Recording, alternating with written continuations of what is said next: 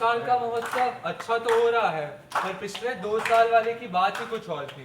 अरे मुखिया जी की इतनी उम्र हो गई है, फिर भी देखो कितना अच्छा इंतजाम किया उन्होंने।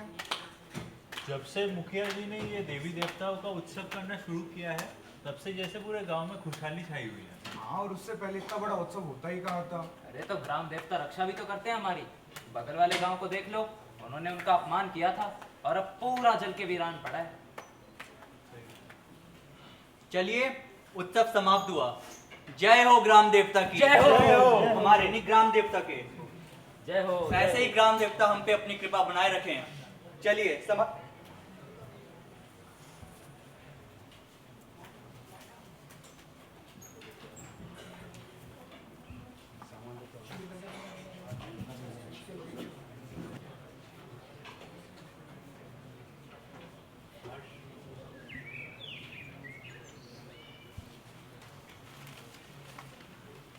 अरे हाँ बेबी, खाना खा लिए हैं। ठीक है, मुखिया जी के पास आए हैं, तुमसे बाद में बात करो। चलो बाय। प्रणाम मुखिया जी। प्रणाम प्रणाम। कैसे हैं? अरे बस बढ़िया, आप बताइए कैसे आना हुआ? अरे बस सुने आपकी बेटी का ब्याह फिक्स हो गया, कुछ बधाई दे दें। जी कल ही हुआ है। आप अंदर आइए थानेदार बाबू, मिठाई मिठाई खा के जाइए। कल वाला बच गया तो हमको चिपका रहे हैं। नहीं आज थोड़ा जल्दी में। क्या है ना, हमारी मिसेस रसगुल्ला बन के बैठी हुई है, उनसे भी मिलना है, लेकिन सोफी प्लॉट से फुर्सत मिले तब तो। क्या बोले? अरे छोड़िए, आप क्या गपिया रहे हैं हमसे। साइन कीजिए। साइन तो अभी तक नहीं हुआ है। वो तो जब गांव वालों का मीटिंग होगा, कुछ निष्कर्ष निकलेगा तो सूचित करते हैं आपको। सरकारी काम है भाई, समय तो लगेगा ही। अब आप मेट्रो को ही देख लीजिए। यही तो दिक्कत है आपका। करते रहिए मीटिंग, खेलते रहिए मीटिंग, अलुआ मीटिंग। अभी साइन कीजिए और दीजिए। अरे कुछ बोलिएगा, चुप काहे हैं? कान फट रहा है लेकिन नवाबी नहीं घट रहा है। अरे ऐसे कैसे? जब तक गांव वालों का सहमति नहीं होगा हम कैसे साइन कर दें? लोकतंत्र है भाई। तो लोकतंत्र को आप ही ना खतरा में ला रहे हैं। अगर लोकतंत्र नहीं होता, खाली तानाशाही होता, खतरा में आता। कुछ समझे? आप अपना फोन हटाइए, फोन बज रहा है। जी सर। अभी कहां? जैसा आदेश। देखिए मुखिया जी, हमको ऊपर से क्लियर कट आदेश आया, या तो कागज लाएं या बिना कागज वाले। चलिए फिर। अरे अरे रुकिए, हम घर पे बता दे एक बार। अरे हम बता देंगे, चलिए। धीरज धीरज।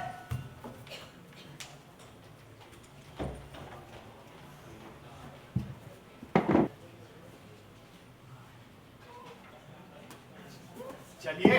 अरे अरे, ये क्या कर रहे हो तुम? मुखिया जी आप बैठिए। तुम्हें तमीज नहीं है किसी पढ़े लिखे इज्जतदार और बुजुर्ग व्यक्ति से कैसे पेश आते हैं? लेकिन सर वो मुखिया जी, आपको यहाँ आने में ज्यादा तकलीफ तो नहीं हुई? वो क्या है, काम थोड़ा जरूरी था, इसलिए आपको जल्दी में बुलाना पड़ा। देखिए मंत्री जी, ऐसा एक आपकी हिम्मत कैसे हो हमारे पिताजी को साइड होइए। हिम्मत कैसे हो हमारे पिताजी को उठा के लाने की? मंत्री है तो कुछ भी करोगे। अरे शांत हो जाओ, धैर्य रखो। अरे डंडा साइड में रखो। ये मंत्रालय है, मंत्रालय, कोई चरवाहा विद्यालय थोड़ी है। देखिए मंत्री जी, पहली बात तो ये, आप किसी के साथ जबरदस्ती नहीं कर सकते। कोई जंगल राज थोड़ी है आपका यहाँ। जबरदस्ती? तुम्हें लगता है हमने इनके साथ जबरदस्ती की है? अरे वो अपनी मन मर्जी से आए हैं, पूछिए उनको। हाँ बेटे, बैठ जाओ। अरे बैठो, सभ्य लोगों की तरह बात करते हैं। ठीक है, लेकिन मेरी दूसरी बात, हम लोगों को कोई फैक्ट्री वगैरह नहीं चाहिए और ये हमारा आखिरी फैसला है। ये फैसला आप लोगों का है या गांव वालों का? देखिए मंत्री जी, गांव वाले भी यही चाहते हैं कि जिस जंगल और पहाड़ की हम पूजा करते हैं उसको काट कर फैक्ट्री बनाना सही नहीं है। अरे तो ये बात गांव वालों को बोलने दीजिए ना, लोकतंत्र है ना, सबकी बात सुनी जाएगी। और आप मीटिंग तो कीजिए। और वैसे भी अगर आप फैसला कर ही लिए हैं तो हमसे क्या ही बात करना। अब आप सीधा मीटिंग के बाद आइएगा। नमस्ते। नमस्ते। चलिए पिताजी। और हाँ, मीटिंग में लोगों को फैक्ट्री से होने वाले विकास के बारे में जरूर बताइएगा। वो क्या है ना, सबको अपनी राय खुद बनाने का अधिकार है। जी।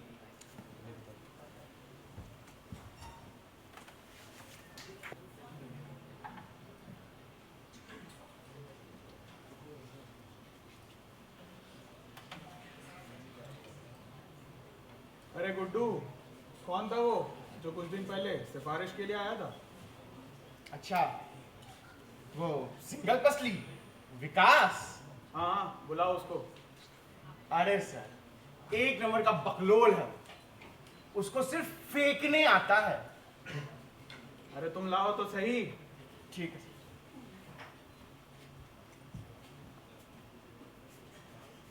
गांव का विकास आ गया सर। नमस्ते सर, आपने याद किया? आओ बैठो। अरे नीचे नहीं, कुर्सी पे बैठो। तुम्हें पता है कि नहीं, गांव में फैक्ट्री बन रहा है।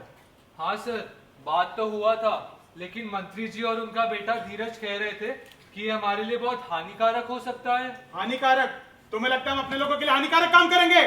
अरे हम मंत्री हैं, मंत्री, कोई आंडू पांडू मुखिया थोड़ी है। अरे नहीं, मैं नहीं, वो तो मुखिया जी का बेटा धीरज कह रहा था। अरे उसे लगता है उसे ज्यादा हवा लग गई है, वो MIT से है ना। ये मुजफ्फरपुर इंस्टीट्यूट ऑफ टेक्नोलॉजी वाले आजकल बहुत उड़ रहे हैं, पर उसमें आपकी जितनी समझ थोड़ी। तुम समझदार आदमी लग रहे हो, और वैसे भी हमें ऊपर से ऑर्डर आया है कि अगर गांव में फैक्ट्री बनता है तो गांव के ही किसी समझदार आदमी को उसमें मैनेजर रखा जाएगा। तुम तो बस एक काम करो कि आज की होने वाली मीटिंग में लोगों को फैक्ट्री से होने वाले विकास के बारे में बताओ, और उस धीरज को थोड़ा धरती पे लाओ। बाकी हम तुमसे मीटिंग के बाद बात करते हैं, मैनेजर जी। समझा सर, धन्यवाद।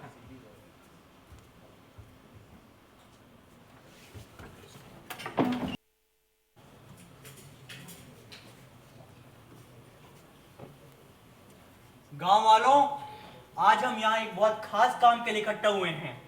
मंत्री जी यहाँ एक फैक्ट्री स्थापित करवाना चाहते हैं। आज हम इसी विषय पर चर्चा करेंगे। मंत्री जी का कहना है कि फैक्ट्री से गांव का विकास होगा, सबको रोजगार मिलेगा, लेकिन हमारा कहना है कि इससे हमारी पर्यावरण और संस्कृति नष्ट हो जाएगी। मुखिया जी, हमारा नहीं, सिर्फ आपका कहना है। और आप जो ये गांव वालों को गोल गोल अपनी बातों में घुमाना चाह रहे हैं ना, सब समझ आ रहा है हमें। क्या मतलब, क्या समझ में क्या आ रहा है आपको? आपको लगता है गांव में जब फैक्ट्री बनेगी तो बाहर के जो लोग आएंगे वो हमारी गांव की मान्यताओं को या हमारी संस्कृति को समझ पाएंगे? और जो पेड़ कटेंगे उनका क्या? हाँ, अरे कुछ पेड़ कट भी गए तो क्या हो गया, इससे हमारा विकास ही तो होगा। और तुम क्या चाहते हो धीरज बाबू, तुम गांव के अकेले रहो जो बाहर MIT की हवा खा के आया है? अरे हम भी तो थोड़ी बाहर की हवा खाएं। हाँ, और इससे हमें रोजगार भी तो मिलेगा। और क्या, अरे मुखिया का बेटा चाहता है कि गांव में सिर्फ इसी का घर पक्का हो। देखिए आप कुछ भी बोल रहे हैं, पूरा गांव जानता है कि मंत्री जी जो काम करते हैं वो गांव के भले के लिए करते हैं। और क्या करिएगा पक्का मकान में रह के, जब पीने के लिए स्वच्छ पानी या सांस लेने के लिए शुद्ध हवा ही ना हो। हमारे पूर्वज यहाँ सदियों से रहते आ रहे हैं, हम अपने देवी देवताओं की जमीन कैसे दे दें? अरे देवी देवता पेट थोड़ी पालेंगे अपना। जो फैक्ट्री लगेगी उससे पक्की सड़क, पक्का स्कूल, अच्छा हॉस्पिटल, वो भी तो सोचो। सही कहा। और धीरज बाबू, साफ हवा पानी का क्या फायदा हुआ जब तुम्हारी बीवी ही सरकारी नौकरी वाले के साथ भाग गई।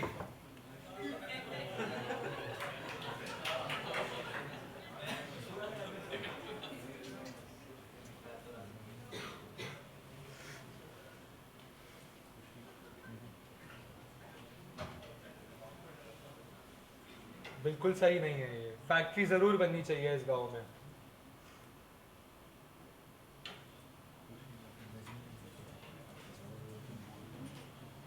वैसे फैक्ट्री बनने का हमारे यहाँ पर फायदा ही होगा, हमारे गांव को खुशी और सम्मान मिलेगा।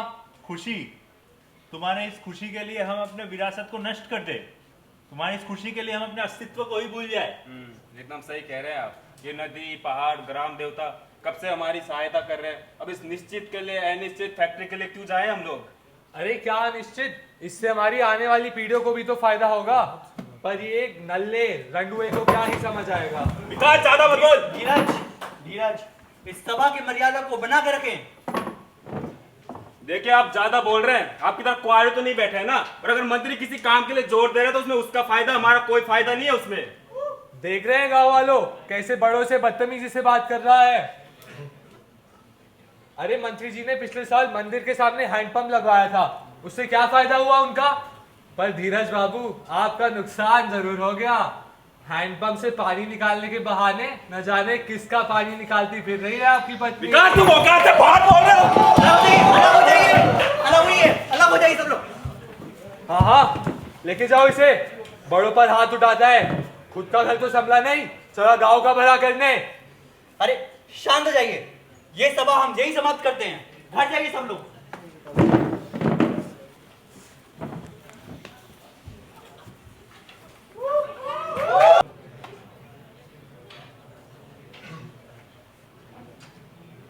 सर, आपने कहा था ना वो धीरज को जमीन पे लाने को, हो गया। अब गांव में कोई भी उसके बहकावे में नहीं आ रहा है। और तो और गांव के अधिकतर लोग फैक्ट्री के पक्ष में भी आ गए हैं। वाह शाबाश। लेकिन तुम तो मैनेजर बनने से पहले ही कुर्सी पकड़ लिए। वो तो हम सर बस फिलो में बैठ गए। अरे मंत्री जी, आपने जो कहा था वो तो हमने कर दिया। अब आप हमें मैनेजर कब बना रहे हैं? अरे फैक्ट्री बनी नहीं और मैनेजर पहले आ गए। फैक्ट्री तो बन जाने दो।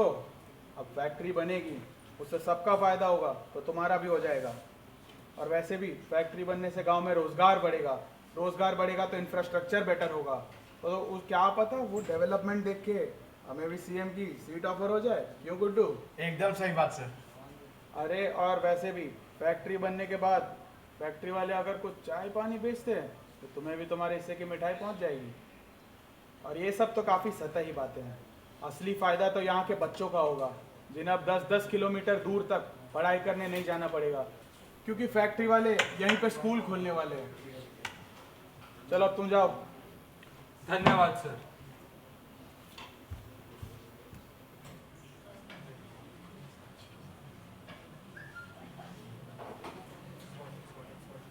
अरे आज तो मजा ही आ गया। मैनेजर बनूंगा, बढ़िया पीओआर मिलेगा।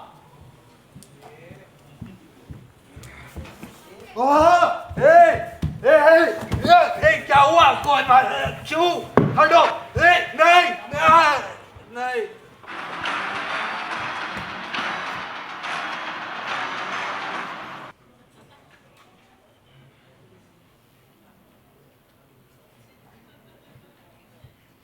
अरे विकास भैया ऐसे बीच में क्यों लेटे हैं? क्या विकास भैया ज्यादा पी ली क्या? अरे विकास भैया, विकास भैया, विकास भैया, विकास भैया उठ क्यों नहीं रहे? गांव वालों देखो विकास भैया को क्या हुआ? क्या हुआ? उठ नहीं रहे, इनको कोई सीजीपी दो। अरे सीपीआई होता है वो। ये इनको किसने किया? इनकी तो किसी के साथ दुश्मनी भी नहीं थी। धीरज ही लड़ रहा था आज, लगता है उसने निपटा दिया। पागल हो गया, कुछ भी क्यों बोल रहे हो? मैं क्यों मारूंगा इन्हें? अरे शांत हो जाइए, हमें नहीं लगता ये किसी गांव वाले का काम है। तो आप क्या कहना चाहते हैं कि मंत्री जी बनवा दिए? हम ये कह रहे हैं, हो सकता है इसे गांव के ग्राम देवता ने दंड दिया है। मगर क्यों? भूल गए क्या? अभी मीटिंग में कैसे एक ग्राम देवता के खिलाफ बोल रहा था और उस बाहरी मंत्री के लिए गांव वाले के खिलाफ फैक्ट्री बनवाने के लिए बोल रहा था। और नहीं तो क्या। अब गांव वाले तो फिर भी विस्थापित हो जाते, लेकिन जिन देवताओं के जंगल सदियों से, उनका क्या होता?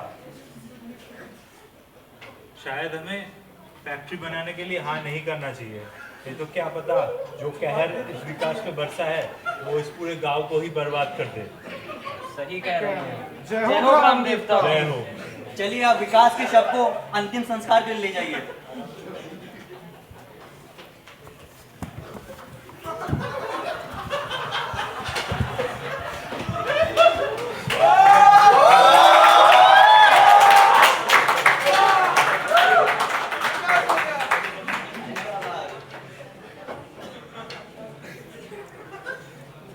चलिए पिताजी, अब काम हो गया।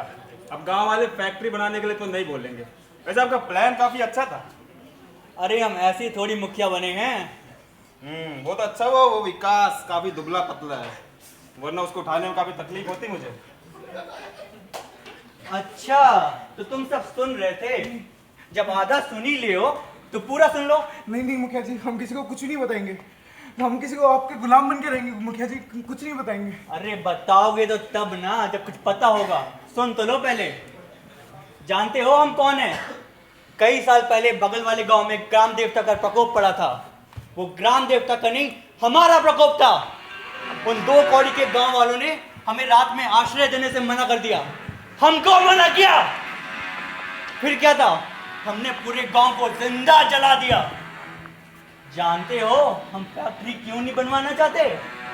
उन 150 लोगों को हमने वहीं दफनाया है जहां ये मंत्री फैक्ट्री बनवाना चाहता है। और अगर गांव वालों को इसके बारे में पता चला तो इन बूढ़ी हड्डियों में अब वो दम नहीं कि 300 लोगों की कब्र खोदें। और अब उनको जलाने में भी वो आनंद नहीं आएगा। और सच बताएं, आज भी हमें उन 150 लोगों की चीखें मेरे सपने में आती हैं, लेकिन माँ कसम जो बढ़िया नींद आती है हमें। हमें जाने दीजिए, हमारे छोटे बच्चों के बारे में सोचिए। जाने दीजिए, हम किसी को कुछ नहीं बताएंगे। अरे हमने कब मना किया बताने से? जब बीएसएनएल स्वर्ग पहुंच जाएगा तो तुम और विकास आराम से सबको बताना।